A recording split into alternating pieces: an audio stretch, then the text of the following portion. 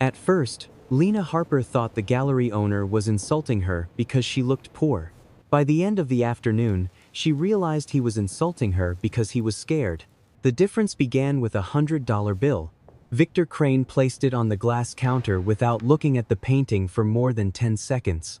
He said the frame was old, the canvas was gloomy, and the subject had no market appeal. The other shop owners agreed before he even finished speaking. Lena almost believed them. She had come to Mercer Street because her grandfather's studio was one missed payment away from being locked forever. She needed $2,000 by morning. The painting was the only thing Arthur had given her to sell. To Lena, $2,000 sounded like a price. In Arthur's voice, it had sounded more like a line drawn on the floor. But Arthur had also given her a warning. Not under $2,000. Do not leave it with anyone.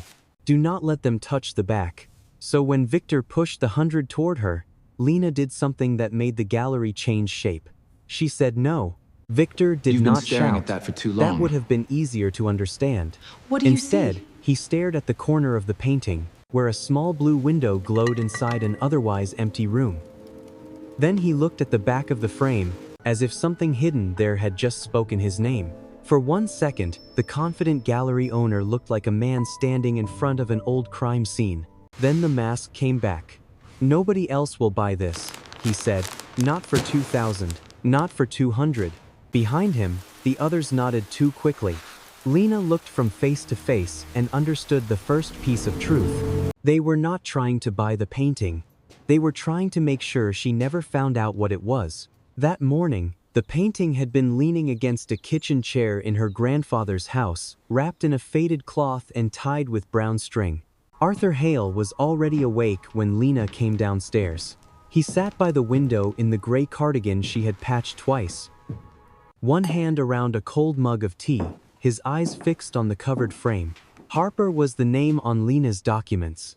Hale was the name on every old drawer in the studio, the name her mother had told her to remember even when the art world seemed to have forgotten it. You should still be sleeping, Lena said. The studio notice came again. She knew. $2,000 by tomorrow morning, or the back studio would be cleared by the property manager. Not locked. Not stored. Cleared. That word had followed her for 2 days. Inside that studio were Arthur's canvases, sketches, pigment jars, old frames, and the flat files he had protected even when the rest of their life became smaller. Lena had grown up believing those things were private memories, not valuable ones. Arthur had never spoken like a famous man. He washed his own brushes in the sink and apologized when his paint stained the floor. We can ask for more time, she said. You already asked. I have nowhere left to go. I can ask again. Arthur shook his head. But what about this? Some people only here need no as use. permission. Then he pulled the cloth from the painting. It was not grand. A quiet room. A single wooden chair. Gray light across the floor. In the corner, a small blue window glowed with a color that felt warmer than the rest of the canvas. Did you paint this? Lena asked. A long time ago. Is it worth $2,000? To the right person. Arthur did not say yes. He did not say no. That frightened Lena more than either answer would have. Lena waited for more, but Arthur only reached into the drawer and took out a folded paper with 3 names written in blue ink. The first was Harold Bell. The second was Victor Crane. Go to Mercer Street, he said. Start with Harold if he is still there. And Victor? Arthur's fingers tightened near the edge of the table. If you must speak to Crane, do not accept the first number he gives you. Why? Because some men do not make offers. They test how little you believe you deserve.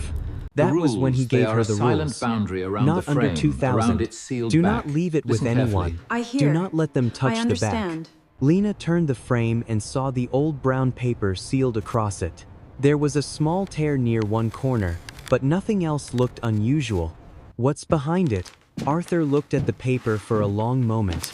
A reason to be careful. Before she left, Lena noticed an old photograph lying face down near the studio door. She turned it over and saw Arthur as a younger man, standing in a crowded studio beside several well-dressed people. One young man at the edge of the photo had his face half turned away. Something about him felt familiar, but Lena could not place it. Arthur took the photo from her and turned it over again. "People from another life," he said. "Were they your friends?" Arthur did not answer right away. "Some were worse than enemies. They were witnesses." Lena wanted to ask more, but the studio notice was still pinned to the door, and time did not care whether old Payne was ready to speak. So she wrapped the painting, took the list, and promised she would be careful. At the door, Arthur caught her wrist. "If anyone tells you it is worthless," he said, "watch what they do after they say it." By the time Lena reached Mercer Street, the shops were opening under warm lights. It was the kind of street where small galleries, restoration rooms, private dealers, and antique windows all pretended to be separate worlds, even though everyone knew who had entered whose door. Windows displayed silver mirrors, antique maps, porcelain animals, and paintings that looked important because they were treated as if they were. Victor Crane's first smile made her feel foolish for being nervous. He opened the door himself. He called her Miss Harper. He complimented the care she had taken with the wrapping. Then he saw the painting. The kindness left his face so quickly she almost missed it. By noon, he had called the canvas gloomy. By 1, 2 neighboring dealers had wandered in and agreed with him. By 2, the $100 bill was on the counter. Now Lena stood with the painting against her chest, hearing her grandfather's words more clearly than she had that morning. "Watch what they do after they say it." Victor had said it was worthless, but he had not taken his eyes off the back of the frame. Not once. Victor Crane did not reach for the painting again. That was the first thing Lena noticed. A man who believed a canvas was worthless would have pushed it away, laughed, or let her leave with it. Victor did none of those things. He stepped back from the counter, adjusted the cuff of his sleeve, and gave her a softer version of the same smile. "All right," he said. "If you want a broader opinion, we can do that." Lena kept both hands on the frame. "I didn't ask for one." "No, but you need one." He turned toward the front window and lifted 2 fingers. The gesture was small, almost bored. Still, it worked like a bell. Within minutes, Clara from the frame shop and 2 neighboring dealers stepped inside. None of them looked surprised. None asked why they had been called. Victor introduced them as if he were building a jury. Clara would speak for restoration. One dealer would speak for estates. The other would speak for private collectors. They gave their verdicts quickly. Stressed corners, weak market, no visible signature, decorative subject. One of the men let his eyes stop at the blue window for half a breath before he remembered to look bored. Lena swallowed the heat in her throat. 3 opinions. 3 different reasons. All of them neat. All of them ready. Victor watched her absorb it. "You see," he said, "I'm not trying to embarrass you. I'm trying to save you from wasting the day." From behind the desk, his assistant, Maya, lowered her eyes to the keyboard. She had been typing before, but now her fingers had stopped. She was the only person in the room who did not look comfortable with the little trial taking place around the counter. Lena turned the painting slightly toward the light. "If it has no market," she asked, "why does everyone keep looking at the same corner?" No one answered at once. Clara reached for the frame. Before her fingers touched the edge, Victor said, "Careful." The word came out too sharp. Clara froze. Victor recovered quickly and gave a quiet laugh. "Old paper," he said. "We don't want Miss Harper blaming us if it tears." But Maya looked up. So did Lena. Victor had not warned Clara about the paper when the painting was face forward. He had warned her the moment her hand moved close to the back. Lena shifted the frame against her chest. "My grandfather told me not to let anyone touch it." Victor's mouth flattened. "Your grandfather is being sentimental. You know him? I know men like him." That answer was too polished. It closed a door instead of opening one. One of the dealers cleared his throat. "Young lady, take the 100. It's cash. No fees, no waiting, no auction house laughing at you." "Auction house?" Lena asked. Victor's eyes cut toward him. The dealer lifted both hands. "I only mean if she tried that route." Victor moved around the counter, placing himself between Lena and the door without making it obvious. People hear stories about attic treasures and think every old canvas is a miracle. Most are not. Most are just old. Attic? Lena thought of Arthur beside the cold tea, telling her that some men tested how little she believed she deserved. She did not know art. She knew pressure. And this was pressure. Her phone buzzed in her coat pocket. She did not take it out, but Victor noticed the movement of her eyes. Calling someone won't change the value, he said. I didn't say I was calling anyone. Then don't.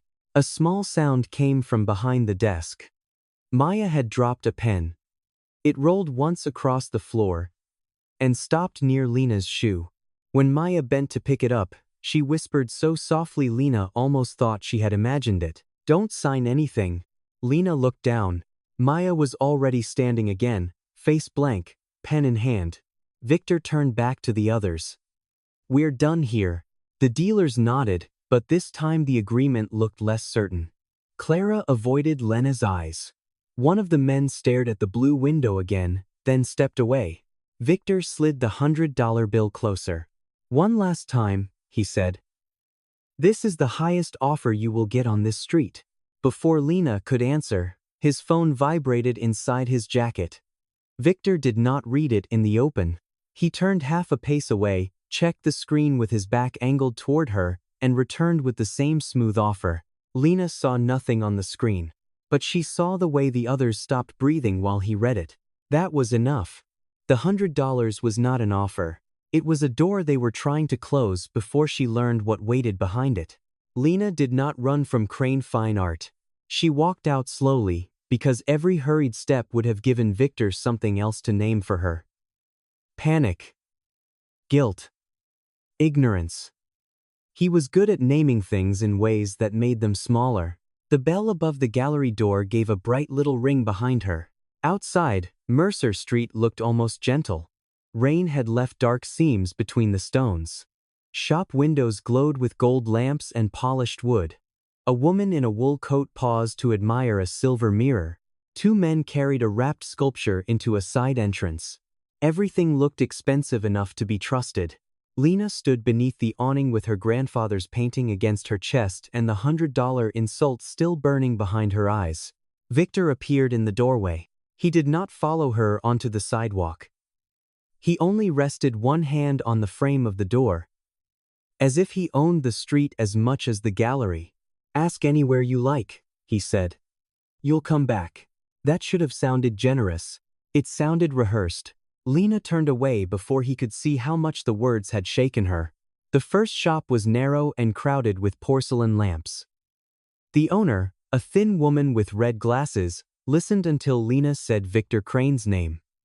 Then her expression changed into something polite and closed. She examined the painting from a distance. Old family piece? She asked. Yes. Then keep it for family reasons. Commercially, there's nothing here. You haven't looked at the back. I don't need to. The second shop sold estate jewelry and small bronze animals. The man behind the counter told her dark paintings were difficult for young buyers. He said the chair made the piece feel lonely. He said the blue window was a strange choice. But while he spoke, his eyes kept returning to it. Lena noticed that now. Not the words. The return. At the third shop, she almost gave up before entering. The sign above the door read Bell and Sons, though there was no son in sight, only an old man arranging paper tags beside a display of antique watches. He looked up when the bell rang. For a moment, he seemed ready to give the same answer as everyone else. Then Lena unwrapped the painting. The paper tag slipped from his hand. He did not look at the frame. He did not look at the chair. His eyes went straight to the blue window, and the color left his face so completely that Lena stepped closer without meaning to. You know it, she said. The old man drew a breath through his nose. Where did you get this? My grandfather painted it. His fingers moved toward the counter, searching for support. Your grandfather's name? Arthur Hale. The name landed between them like something breakable. Behind Lena, the shop door opened. The heavy-set dealer from Victor's gallery stepped inside, smiling too widely. Harold, he said. Hope we're not troubling you. Harold Bell's mouth closed. Lena looked from one man to the other. You followed me. The dealer shrugged. Mercer Street is small. It seems very small. Harold lowered his gaze to the glass case. The dealer came beside Lena and looked at the painting with false boredom. Still trying? Victor already made the kind offer. I'd take it before patience runs out. Whose patience? Lena asked. His smile thinned. The market's. Harold's hand tightened around the edge of the counter. Lena turned back to him. Please. If you know something, tell me. Harold's eyes lifted, and for one brief moment he looked less like a shopkeeper and more like a man standing. Some paintings, he said carefully, are dangerous because they remember too much. The dealer's head snapped toward him. Harold looked down again. That is all I can say. No, Lena said. Her voice came out lower than she expected. That is all you're willing to say. The old man flinched, not because she was cruel, but because she was right. Lena wrapped the painting again. She could feel the shape of the frame through the cloth, the old paper sealed across the back, the small secret her grandfather had trusted her not to let anyone touch. As she left Bell and Sons, she glanced across the street. Victor was watching from inside his gallery window. He was on the phone. This time, he did not bother to hide it. His lips moved slowly, and even across the street, Lena could read the shape of his command. Bring her back. Her phone buzzed. A message from an unknown number appeared on the screen. You are being misled. Come back before you make this worse. No signature. No name. Lena looked up again. Victor had lowered his phone, but his eyes remained on her. The warning should have made her retreat. Instead, it clarified something. If the painting were worthless, no one would need to guard every door she opened. If it were ordinary, Harold Bell would not have gone pale at the name Arthur Hale. If Victor were honest, he would not need the whole street to speak for him. Lena stepped away from the curb and crossed back toward Crane Fine Art, not because she believed Victor, and not because she planned to sell. She came back because he had built a wall of lies too quickly. And walls built that fast usually hid a door. When Lena stepped back into Crane Fine Art, Victor was no longer standing behind the counter. He had changed the room. The neighboring dealers were gone. The front door was closed. The warm lights above the paintings had been lowered, making the gallery feel less like a shop and more like a private office where decisions had already been made. Only Maya remained at the desk, eyes fixed on a stack of forms she was pretending to organize. Victor came out from the rear hall with a folder in one hand. I was hoping you would be reasonable, he said. I went to Harold Bell. I know. That answer told Lena more than he meant it to. Victor placed the folder on the counter and opened it with the smooth care of a man setting a trap he had used before. Mercer Street has given you its opinion. I can keep repeating myself, or we can finish this properly. Lena did not move closer. Properly? A purchase receipt, clean transfer, cash payment, no confusion later. He slid a single sheet toward her. The price was written clearly, 100 yuan. Below it was a description of the painting. Unknown estate painting. Unsigned. Decorative interior scene. Lena read the words twice. Unknown estate painting. Not worthless. Not damaged old canvas. Not sentimental family item. Estate painting. Why does it say that? She asked. Victor's expression remained pleasant. Standard language. You called it decorative junk 10 minutes ago. I said it had limited market value. You said nobody wanted it. And I am still the only person offering you money. He tapped the signature line with one finger. Sign here. I'll add the cash. You walk out with something useful. Your grandfather gets his little studio extension, and this unpleasant afternoon ends. The sentence was almost gentle. That made it worse. He knew about the studio now. Lena had never told him the exact reason she needed the money. Maybe Harold had. Maybe one of the others had heard enough. Maybe Victor had simply learned to smell the weakness people carried in with them. Maya rose from the desk. Mr. Crane, this is the clean form, not the archived one. Victor did not turn. Use the clean form. The buyer attachment is supposed to stay with the receipt before signature. His head angled slightly toward her. Thank you, Maya. The warning inside her name was clear. Lena glanced at the paper again. Who is buying it? Crane Fine Art. Then put that on the page. Victor smiled. Administrative details don't concern you. They concern me if I'm signing. His patience thinned enough to show its edge. Across the room, Maya lifted a second page from the folder and froze. She did not let Lena see the heading. She covered it too quickly, and that was what made Lena understand it mattered. Victor noticed. Leave us, he said. Maya stayed still for one beat too long. Now. She gathered a water glass from the side table and came toward Lena. For Miss Harper, she said. Victor gave a short nod. Impatient but unwilling to look openly cruel. Maya set the glass near Lena's hand. As she did, her fingers brushed Lena's coat pocket. Something thin slid inside. A folded paper. Lena did not react. Victor pushed a pen across the counter. Your grandfather is old, he said. Old men attach stories to things. That doesn't make the stories true. Lena's hand closed around the pen, but she did not sign. He knew your name, she said. Victor's eyes sharpened. Arthur Hale knew your name. The gallery seemed to shrink around the question he refused to answer.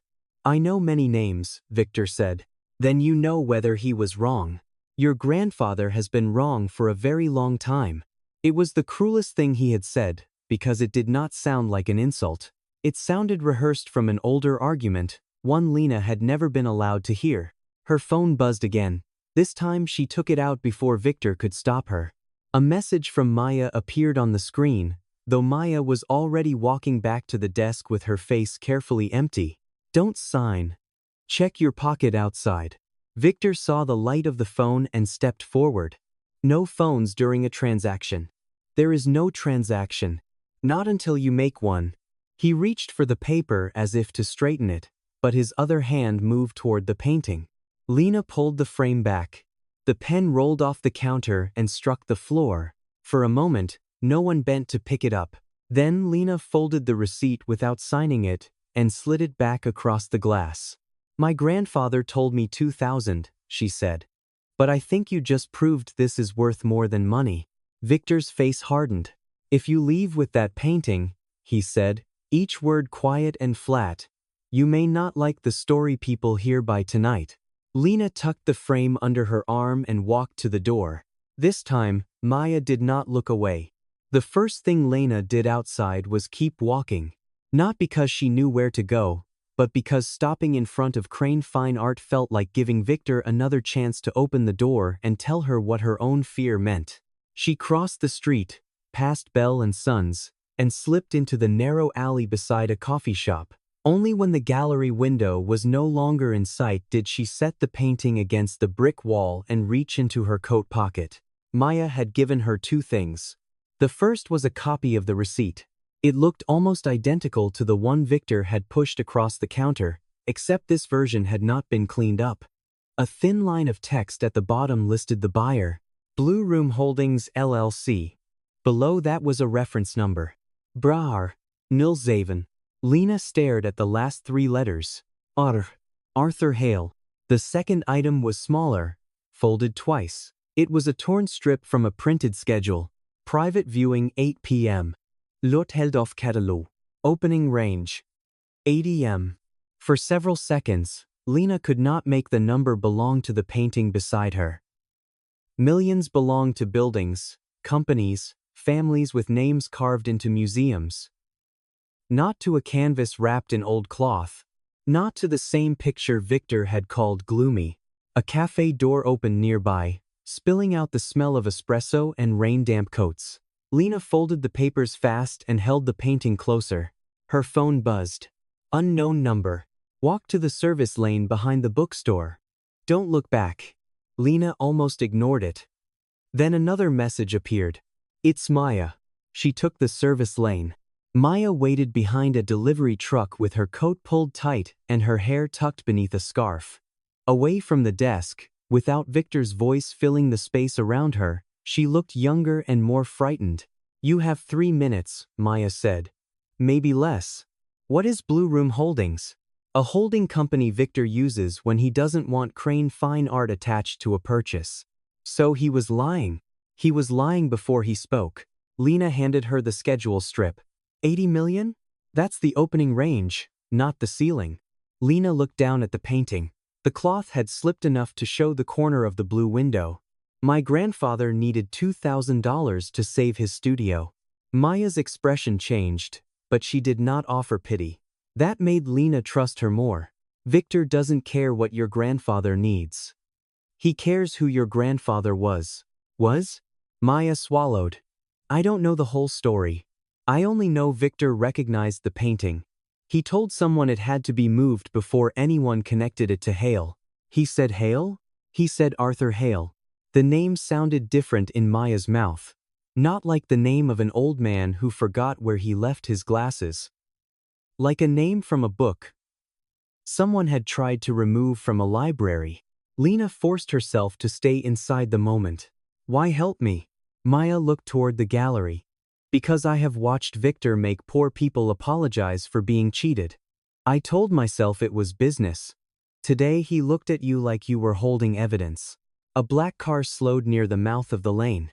Maya stepped back. Go home, she said. Ask your grandfather what is behind the frame.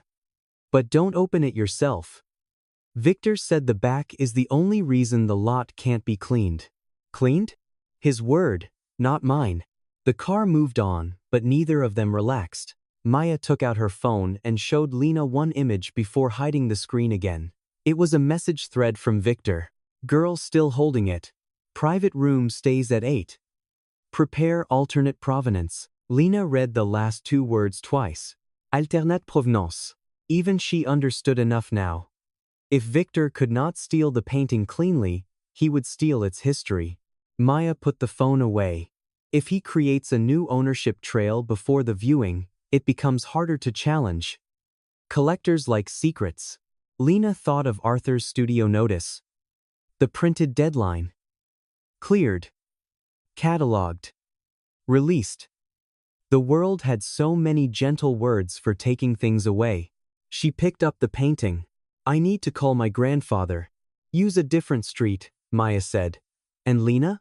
Lena paused. If Victor says you stole it, the receipt copy matters. Keep it. By the time Lena reached the bus stop 2 blocks away, her hands were cold around the phone.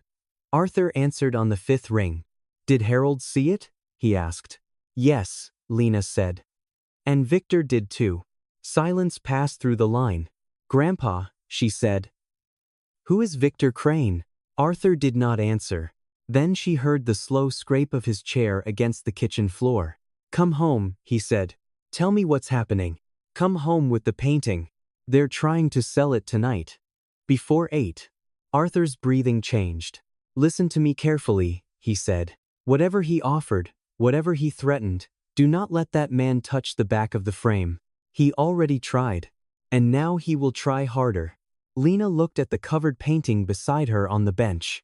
Now it did not feel like something she had carried to Mercer Street. It felt like something Mercer Street had been waiting for. Lena found Arthur standing in the studio. He should not have been there. The room was cold, and dust lay over covered canvases. The north table held jars of dried pigment, a cracked ceramic palette, and the long flat file he had given her the key for. Arthur stood beside it with one hand on the table, breathing as if the short walk from the kitchen had cost him more than he wanted her to see. Grandpa. He turned toward the painting in her arms before he looked at her face. You brought it back. I almost didn't.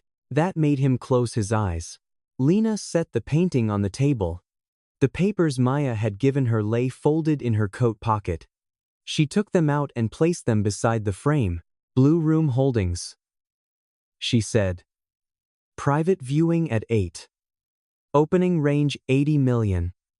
Alternate provenance. Arthur read the words without touching the paper. His shoulders lowered, not with relief, but recognition. So they kept the name, he murmured. What name? Blue Room was what we called this studio before it became a company. Before it became a lie. Lena waited, but this time waiting was not enough. You told me this was worth 2,000. I told you not to sell it for less. That is not the same thing. No, Arthur said. It is not. He looked at the number on Maya's schedule strip, then back at the covered frame. 2,000 was never the value, he said. It was the line. Anyone honest would ask why. Anyone guilty would push you below it and hurry you before you could ask what he was really buying. So, you sent me there to see who crossed it. Arthur's eyes moved to her face. I sent you because I trusted you to come back if the line moved under your feet. He looked older inside the studio than he did anywhere else. Still, when he spoke again, his voice held steady. My name was not always something people forgot. There was a time when collectors came here before sunrise because they wanted to see wet paint on canvas. I was young enough to believe attention meant trust. You were famous? For a little while. Famous enough to be useful. Not powerful enough to be safe. He pulled the cloth from the painting. The blue window brightened in the weak afternoon light. I painted 7 rooms with blue windows, Arthur said. Each one was different. Same color. Same promise. People called them the Blue Window series. The last exhibition was supposed to make my career. Collectors still whisper about them, Lena asked. They whisper more when something disappears, Arthur said. One confirmed canvas vanished into a Swiss collection after Royce's scandal. A disputed study drew sealed 8-figure offers even while experts argued over its origin. If the final study surfaced with its original note intact, people like Victor would not see a family painting. They would see the market resetting itself. What happened? 4 paintings disappeared from this room for one night. The locks were not broken. The alarm was not triggered. By morning, they were back. But 2 had been altered. 1 had been replaced. When the critics arrived, someone had already prepared the story. What story? That I had copied another artist. That I had aged canvases to create false history. That my work was not discovery, but fraud. Lena felt the word enter the room like a stain. She had heard it before in fragments. A rejected grant. A whisper from an old landlord. A cousin who once said Arthur could have been something if he had not ruined himself. Why didn't you fight? Arthur's mouth tightened. Your grandmother was sick. The gallery withdrew support. The lawyer wanted money I did not have. And the men who accused me owned the doors I needed to walk through. And Victor? Arthur looked toward the old photograph Lena had turned over that morning. It was now lying on the windowsill. Lena picked it up. The young man at the edge of the frame was not a stranger anymore. The jaw was softer, the hair darker, but the eyes were Victor Crane's. He was there, she said. He was an assistant then, Arthur said. Ambitious, observant, invisible when he wanted to be. He worked under Malcolm Royce, the dealer who represented me. Did he steal the paintings? I never proved who carried them out. But Victor had access to the keys, the storage logs, and the private notes I kept behind each frame. Lena turned toward the painting. Behind each frame, the paper on the back is not just backing. I wrote the date, the location, and a private note for every blue window painting. It was how I remembered what each room meant before anyone else tried to explain it for me. What does this one say? Arthur did not answer quickly. This was the last one. The one they never found. The one that proves the series was finished before Royce claimed I copied him. Lena touched the edge of the frame, careful not to disturb the sealed paper. If that note is still there, it can restore the timeline. And clear your name. It can begin. The word hurt more than victory would have. Lena looked at the schedule strip again. Victor wants to sell it before anyone connects it to you. He wants to control the first story told in the room, Arthur said. In art, the first story often becomes the price. Then we tell the true one first. Truth told badly can still be buried. Then who tells it well? Arthur unlocked the flat file with the brass key. Inside were old letters, a small address book, and a yellowed exhibition card. Evelyn Ross, he said. She restored one of my early canvases. Later, Royce asked her to authenticate a false piece. She refused and lost half her clients. Lena took the card. Will she help? She might help the painting. I do not know if she will help me. Then we don't ask for you only. Arthur looked at her. We ask for the work, Lena said. For the truth. For every room they renamed after they stole it. Arthur touched the air above the blue window, careful not to touch the paint. I did not send you to Mercer Street because I wanted you hurt, he said. I know. I sent you because I was afraid if I told you first, you would think I was only an old man trying to save the ruins of his pride. Lena folded the exhibition card into her palm. You are an old man, she said softly. But this is not a ruin. Outside, a car slowed near the house, then continued down the street. Both of them listened until the engine faded. The clock on the studio wall read 5:46. 2 hours and 14 minutes before Victor Crane tried to sell the past under another name. Lena wrapped the painting again, but this time she did it differently. Not like someone carrying something to be priced, like someone carrying a witness. Victor Crane changed the story before Lena reached Evelyn Ross. He did not need the painting in his hands to begin stealing it. He only needed people to believe it had already belonged to him. The first message came while Lena and Arthur were locking the studio. Miss Harper, you removed property after agreeing to sell it. Return the painting by 7:30 p.m. and this can remain private. Attached was a photograph of the receipt. At first glance, it looked complete. Price. Description. Buyer reference. Her name typed beneath the seller line, but the signature space had been cropped out. Lena stared at the image until anger settled over fear. He cut off the blank line, she said. Arthur took the phone, then handed it back. That is how men like Victor survive. They do not need a clean lie. They need a lie busy people will not inspect. Another message arrived. Your grandfather's confusion will not protect you. Arthur's face went still, but his hand found the edge of the table. Lena locked the studio door harder than she meant to. He doesn't get to talk about you that way. He already has, Arthur said. For years. That was the part that made her move. Not the threat. Not the deadline. The exhaustion in her grandfather's voice, as if being misnamed by men like Victor had become a weather condition he had learned to live under. By 6:12, Victor's version of the truth had started moving faster than Lena could. A forwarded post appeared on Maya's phone and then on Lena's. Crane Fine Art investigating removal of estate artwork after seller dispute. Authorities may be contacted if item is not returned. There was no mention of $100, no mention of $80 million, no mention of Blue Room Holdings, only seller dispute. A phrase clean enough to hide a theft. Maya called from a back stairwell inside the gallery, keeping her voice low. He sent it to 3 dealers and 2 private clients, she said.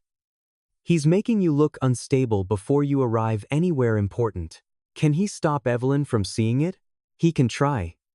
He already called her studio. What did he say? That she should be careful with a desperate woman carrying disputed property. For 1 second, Lena wanted to put the painting down. Not abandon it.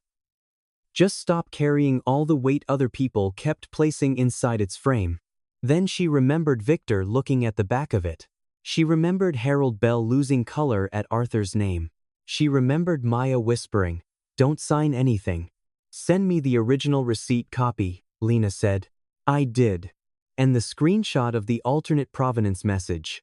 A pause. Maya? If I send that, he'll know. He already suspects you. That is not the same as knowing. Lena had no answer. Courage was easier to admire when someone else was paying for it. On the other end, Maya breathed shakily. I'll send the receipt now, she said. The other file after I get the camera clip. Camera clip? The front counter. It shows you leaving without signing. It also shows him blocking the door. Can you get it? I have 7 minutes before he checks the system. The call ended. Arthur had heard enough. You do not have to do this, he said. Lena turned toward him. Do what? Carry an old man's unfinished fight. She almost smiled, but it hurt too much. This stopped being only yours when he used my name on a fake receipt. At 6:28, Victor called. Lena let it ring twice, then answered on speaker. Miss Harper, Victor said, smooth again. You still have time to be sensible. Arthur stood beside her, silent. I didn't sell you the painting. You accepted an offer in front of witnesses. I refused it in front of witnesses. Witnesses remember what keeps them employed. There it was. Not hidden now. Not polished. Victor continued. Bring it back by 7:30. I will give you the 100, forget this embarrassment, and spare your grandfather a public conversation he will not survive. Arthur reached for the phone, but Lena held it away. You're afraid of the back of the frame, she said. The line changed, not with sound. With absence. Victor said nothing. Lena let the pause work against him. Then he spoke softly. Open that frame without the right hands, and you will destroy the only thing that makes it interesting. There. He had admitted enough. Not in words a lawyer would fear, maybe. But enough for Lena. Thank you, she said. For what? For proving you know there's something there. She ended the call before he could take the moment back. 30 seconds later, Maya's files arrived. The first was the full receipt. Unsigned. The second was a short video from the gallery counter. Victor pushing the 100 forward. Victor warning her not to leave. Victor reaching toward the painting after she said no. The third message was only one sentence. I can't stay inside much longer. Lena saved everything in 3 places, then picked up the wrapped painting. Evelyn Ross's address was 20 minutes away. The clock on Arthur's wall read 6:41. 49 minutes until Victor's deadline. 79 minutes until his private room opened. Lena tightened the knot around the cloth. Then we stopped giving him the first story, she said. Maya did not leave Crane Fine Art when fear told her to. She went back to the desk. That was where Victor expected to find her. It was also where the cameras, client schedules, and private viewing files lived behind 2 passwords, a physical archive drawer, and an audit token he thought she did not know existed. Victor was in the rear room, speaking to someone on the phone. No catalog number, he said. No public listing. If anyone asks, it came from a quiet estate family that wants privacy. Maya kept her head down. 6 months earlier, Victor had made her prepare insurance exports and had recited the recovery sequence while refusing to write it down. She had remembered it because fear had made her good at remembering. It still worked because men like Victor trusted fear more than security. The security folder opened first. She found the counter footage from that afternoon. Lena refusing the 100, Victor stepping between her and the door. His hand moving toward the painting after she pulled it back. The receipt on the glass, unsigned. Maya copied the clip to a drive no larger than her thumbnail. Next came the auction file. Lot held off Kedelou. Private room 8 p.m. Opening range 80 m. Buyer entity. Blue Room Holdings LLC. Provenance note. To be finalized prior to viewing. Maya's mouth went dry. Not discovered. Not verified. Finalized. She opened the entity folder and found an older document scanned into the system. Blue Room Holdings had been created decades ago under Malcolm Royce, the dealer Arthur had accused without ever proving it. Victor's name appeared later, first as authorized agent, then as managing partner. Maya took a photo of the screen. Behind her, the floorboard near the rear hall creaked. She closed the file and reached for a stack of invoices just as Victor entered. Still here, he said. I'm preparing the viewing list. Good, remove Harold Bell. Maya looked up despite herself. Victor slipped his phone into his pocket. He has become sentimental in his old age. And the girl? The girl is a temporary inconvenience. He moved behind her chair, close enough that she could smell his cologne. People like Miss Harper misunderstand ownership, he said. They think holding something means it belongs to them. But art belongs to whoever can protect it from being wasted. Maya looked at the unsigned receipt on the desk. Is that what you're doing? She asked. Protecting it? Victor's hand rested on the back of her chair. I am protecting history from amateurs. Maya understood then that Victor did not think he was lying. He thought the truth had no right to exist unless he could profit from it. Her phone vibrated once in her sleeve. Lena.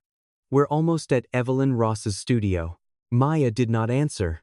Across town, Evelyn Ross opened her door before Lena could knock a second time. She was in her 60s, tall and severe, with silver hair pinned at the back of her head and magnifying lenses hanging from a cord around her neck. She looked first at Lena, then Arthur, then the wrapped painting between them.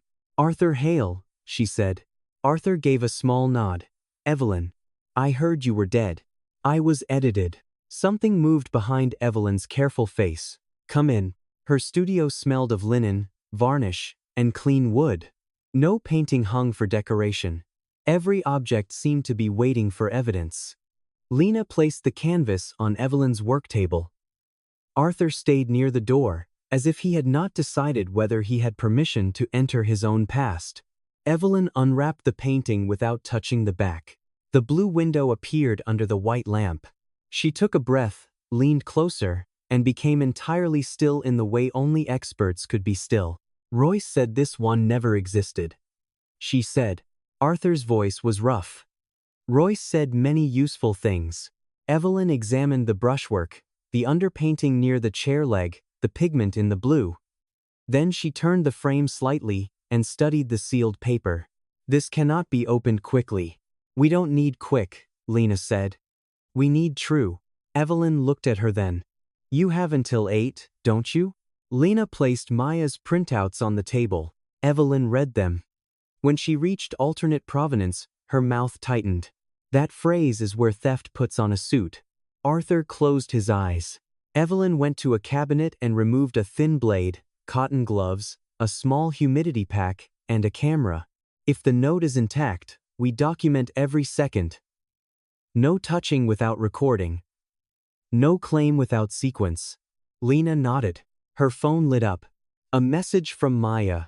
"I have the camera clip, the auction list, and proof blue room links to Royce. Victor is checking access logs. I may have to leave now." Before Lena could reply, another message arrived. "He knows." In Crane Fine Art, Victor stood behind Maya's empty chair, staring at the open system alert on the monitor. "External copy completed." He turned toward the front door just as Maya stepped onto Mercer Street with the drive hidden inside her glove. At Evelyn's studio, the old paper on the back of the frame began to lift under the careful breath of warm moisture. A thin line of blue ink appeared beneath it. Arthur gripped the edge of the table. Lena looked from the ink to the clock. 7:18. 12 minutes until Victor's threat. 42 minutes until his private room. Evelyn did not rush the paper. That was the first thing Lena wanted to fight. Every part of her body understood the clock differently from Evelyn's hands. At 7:18, each minute felt like a door closing. But Evelyn worked as if speed were another form of damage. She lifted the old backing in measured breaths, photographing each inch before the blade moved again. The blue ink appeared in pieces. "Adate," a studio address. Then a sentence written in Arthur's younger hand. "Blue room, final study, completed before Royce ever saw the sketches."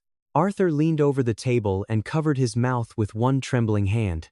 Evelyn took another photograph. "This is not enough by itself." Lena felt the floor tilt under her. "What do you mean?" "I mean truth has to survive attack." Evelyn pointed to the note. "This proves sequence. The pigment test supports age. The exhibition card supports intent. The camera clip supports coercion. Maya's files support motive. Together, they can stop him." A hard knock struck the studio door. Maya stood outside, breathless, one glove missing, a small drive clenched in her fist. "He followed the access log. He knows I copied it." "Where is he?" Lena asked. "Already at the private room." Evelyn looked at the clock. 7:34.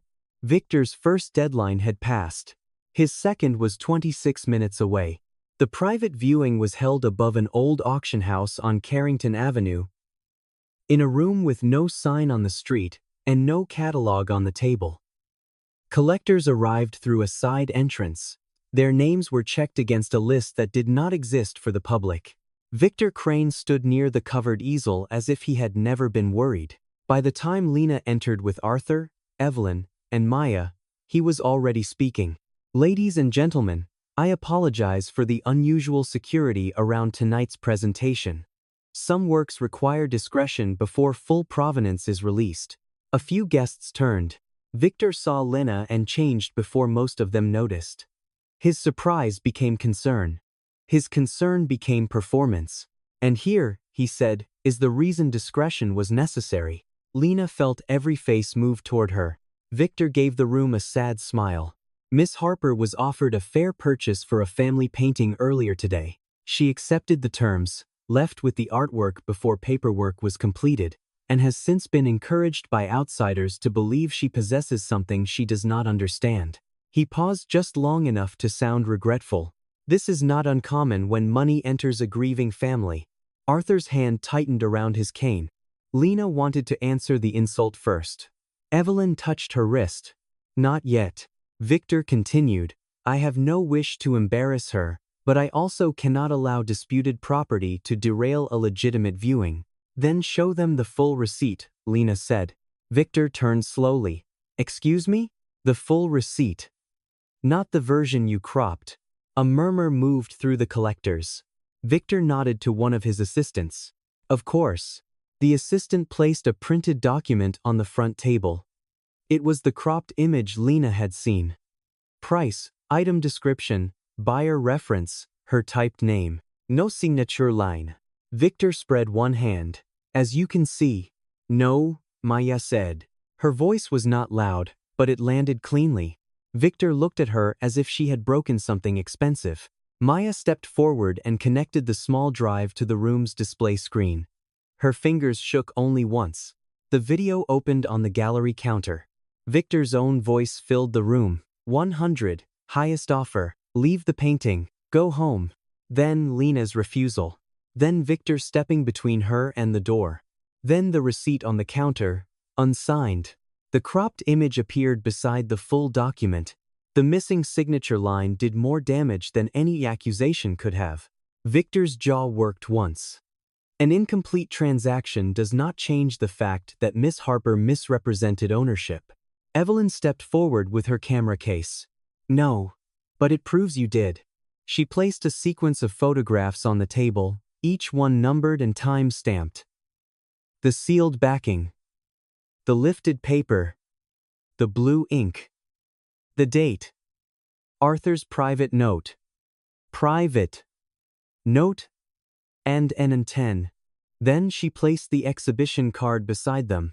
I am Evelyn Ross, she said. I have restored Hale works before. This painting matches the Blue Window series in pigment, ground preparation, underdrawing structure, and private notation method. My preliminary documentation indicates the work predates Malcolm Royce's competing claim. A collector near the back straightened. Arthur Hale. Victor laughed once. Arthur Hale was discredited decades ago. By whom? Lena asked. Victor's eyes cut to her. She took the old photograph from her bag and set it beside Evelyn's evidence. Arthur Young in the Blue Room studio. Malcolm Royce beside him. Victor Crane at the edge of the frame. You were there, Lena said. You knew the studio. You knew the notes were behind the frames. You knew exactly why this one could hurt you. Victor's expression hardened into something colder than anger. A photograph proves proximity, not guilt. Then your files can help. Maya said. She opened the next document. Blue Room Holdings LLC. Created under Malcolm Royce. Later managed by Victor Crane. Buyer entity for the painting. Provenance note to be finalized prior to viewing. The phrase hung there in black text. To be finalized. One collector removed his glasses. Victor lifted his voice.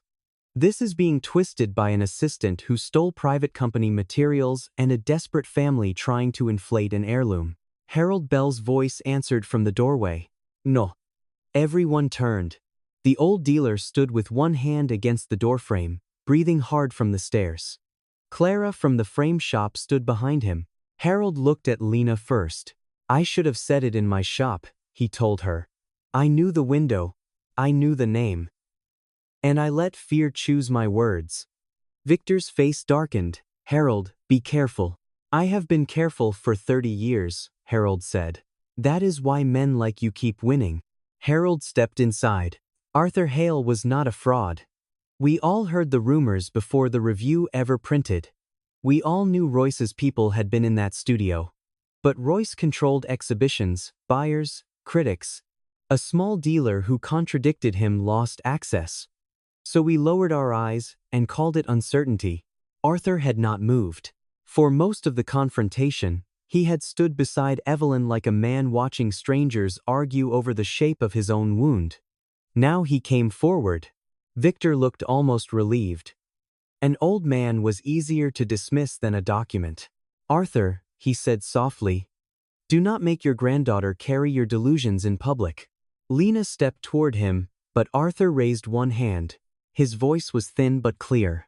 You always knew how to make theft sound like stewardship. Victor's lips pressed together. Arthur looked at the covered painting, not at the collectors. I spent years thinking they stole my career, he said. Later I understood they stole something smaller and more dangerous. They stole my trust in my own memory. Every time someone called me fraud, I began checking my hands, my dates, my rooms, as if I might have betrayed myself without knowing. No one interrupted him. He turned to Victor. You were a young man then. You could have told the truth. You chose the room with money in it. Victor's polished control cracked. You would have wasted it. You painted for feelings and dust. Royce understood markets. I understood what those paintings could become. And what did they become? Arthur asked. Victor looked around, realizing too late that he had answered more than he intended. Maya played the last file. Victor's message appeared on the screen. Girl still holding it. Private room stays at 8. Prepare alternate provenance. Evelyn closed her folder. That is knowledge of a competing history and intent to replace it. The auction house director, who had watched from the side wall with increasing discomfort, stepped forward at last. This viewing is suspended pending independent review. Victor turned on him. You cannot do that. I just did. The covered painting remained untouched on the easel. It no longer looked like a prize waiting for a buyer. It looked like a witness waiting to be heard. Arthur reached for Lena's hand. She took it. Victor stood among collectors who had come to see a secret masterpiece and instead found themselves inside the secret that had buried it. He looked at the painting, then at Lena, as if he still wanted to tell her what it was worth. But this time, nobody asked him. The next morning, Victor Crane's name was not on Mercer Street's front windows. It was on letters. Letters from attorneys. Letters from collectors demanding disclosure. Letters from the auction house suspending all private dealings connected to Blue Room Holdings until an independent review could trace every painting, every receipt, every ownership story Victor had tried to polish into truth. For a man who had built his power by deciding what things were worth, Victor was suddenly being measured by documents he could not flatter. By afternoon, the bronze letters above Crane Fine Art were covered with brown paper while a preservation notice was taped inside the glass. Victor arrived in the same dark coat he had worn to the private viewing and found 2 collectors waiting for him, not to buy, but to ask which other stories he had finalized for them.